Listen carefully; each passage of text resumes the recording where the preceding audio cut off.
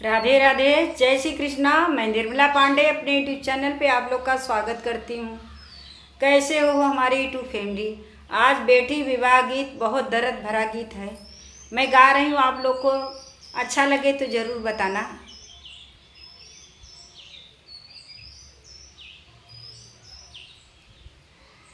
ससुरे मेरो वाई बाबा का दुलारी हो, ससुरे करी तिया खराब जी।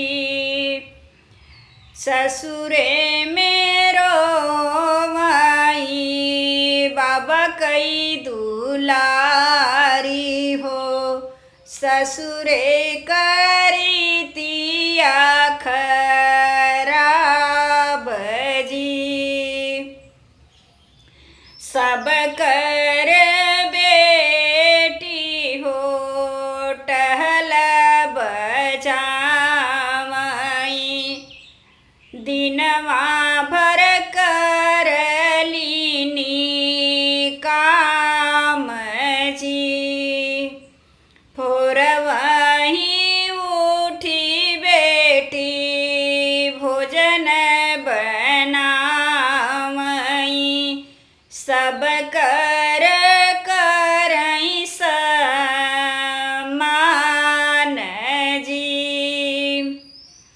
तब हुआवई उनके बाबा का रहनवा हो, बेटी तोरा बहुत खराब जी। तब हुआवई उनके बाबा का रहनवा हो, बेटी तोहरा बहुत खराब जी। इतनी बचन सुने बेटी का बाबा हो, भोरमही घोड़वा सजावे जी। इतनी बचन सुने बेटी का बाबा हो, भोरमही घोड़वा सजावे जी।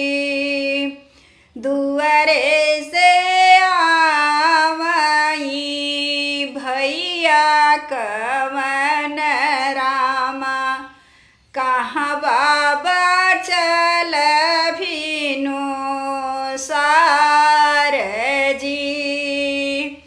दुआरे से आवई बेटी का भैया हो, कहाँ बाबा चल भीनो सार जी। तोहरी जेबे बहिनी गलती की ही बेटा हो, ससुरे से आवई ओ रहन जी। उनके घरे हम जाबै मोरे बेटा हो, बहिनी के तोहरे समझाऊ बजी। इतनी बचन सुने बहिनी का भैया हो, सुन बाबा यार हमार जी। तू तहु जब बाबा हाथ जोड़ी ले बहो, समधि का करब समान जी।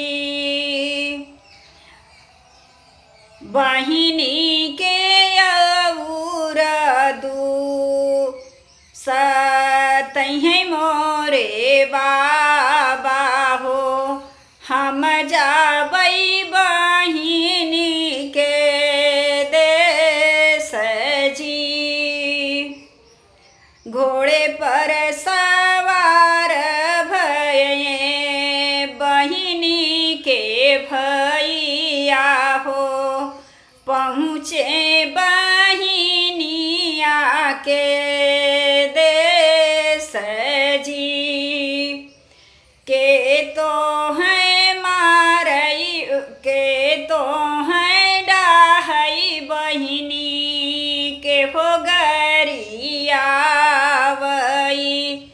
के तोह के बहुत सतावे जी। बहनोई मोरा बहिनी तोह के जे मारे हुई हैं, हमके तू दे तू न बताई जी।